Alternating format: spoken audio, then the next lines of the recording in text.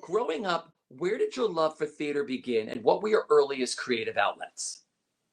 I grew up in South Carolina. I was born in Charleston, and I grew up in a small town called Somerville, just outside of Charleston, and Hilton Head Island. My parents were divorced, so I kind of split my time between Somerville and Hilton Head. And there was not a lot of theater, to be honest.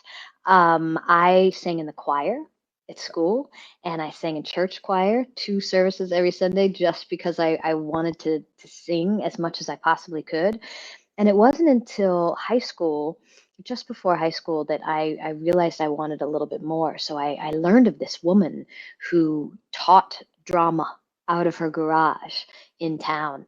And my mom was a single mom and a teacher, and so she didn't have money enough for me to join. So I would do odd jobs around this woman's house so that I could play Gertie in Oklahoma in her garage, and it was awesome. That was my first role. That's when I was like, oh, these are my people, right? I think so many of us as artists are drawn to the community because it's a place where we can truly feel accepted for who we are, and that we all make art together, and it doesn't matter what your background is or who you believe in or who you love.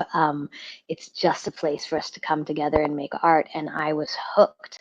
So that was my first introduction into it, and choir was definitely the pathway for me. I love that. Oklahoma in the garage. We all turned our garage. I think we had the same childhood. I mean, we did the same thing. Did you? Yeah, I listen to show tunes in the garage. I bring my record player and I close it up and turn the lights on and dance around in there. We put shows on. Yeah, My brother's yeah. in the garage door that would go up like a curtain. Gertie, Gertie in the garage. Oh, I'm Yep. fascinated by that. So, was there a defining moment for you when you said, I want to be a performer and try to make a living at this?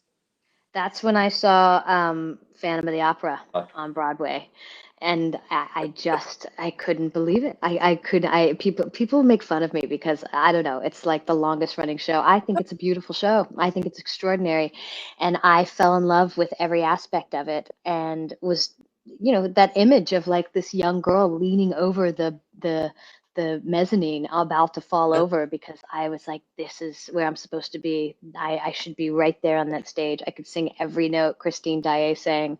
I just knew in my heart of hearts that this was my path.